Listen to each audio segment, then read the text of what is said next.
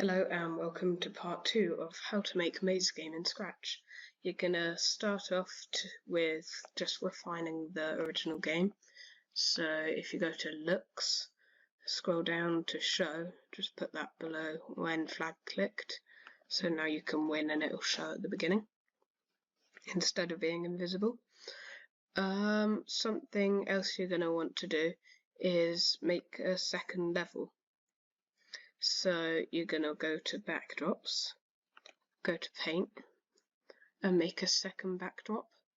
So you're going to make it look exactly like this, even better if you get the exact colour. So if you just go to the eyedropper, make sure you're on the cube, eyedropper tool, get the colour, then you go back to backdrop 3 and then you can just start making your second maze.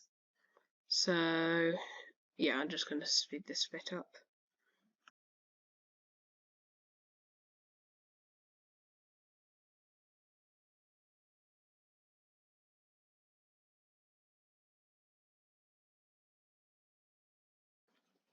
This is our second level of the maze. It's not very difficult, but this is it.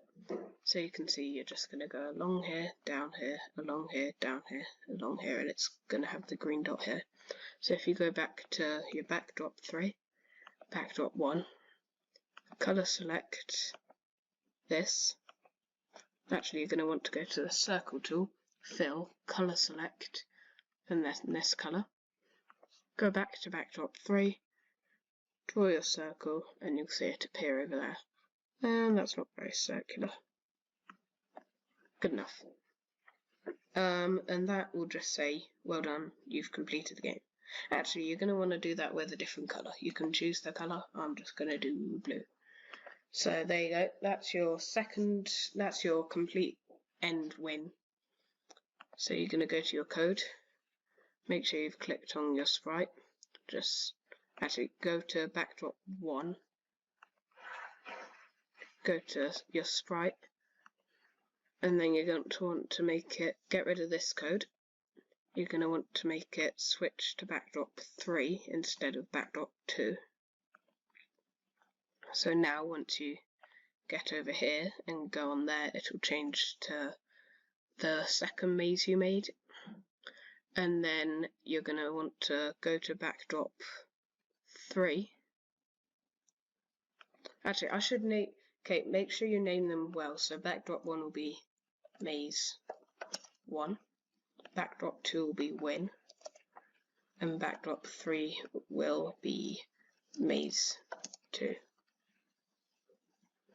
So if you go back to sprite code, switch backdrop to maze 2, and then you're going to want to make it so if touching colour, and then colour select this blue colour. You're going to want it to switch to win and make it hide. So it should do the exact same thing, but there'll be a second maze. So you go through here. Oh, something else you want to do, if you just switch to the second backdrop quickly. Yeah, go to your second backdrop and make sure when you swap to backdrop 2, you go back to here. So go to motion, go to, and if you just drag your sprite, your character, to where the second maze starts, and then get the go to block, and then just put that in the green if touching colour, and then your green colour, or whatever your colour will be. And then when you complete the maze, like this will be an example. You complete the maze. This is what we made in the first video. The link will be in the comments, in the description even. If you go to your second one, instead of spawning where this green dot is, you spawn here. And then you can do this second maze. This second maze is really simple. It's just an example. You can spice it up a bit. Go over to this blue dot and it'll say well done, and you've completed the game. You can repeat this any amount of times you want. Just make sure to change the end colour, or else it'll just continue switching to that this page.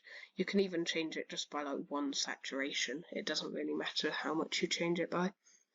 Yeah, you could just like that and it looks the same, it just is different. And you get to the well done page and that's it. There's not really much more I can think of. If you have any better ideas, put them in the comments. Any other video ideas, put them in the comments as well. And goodbye.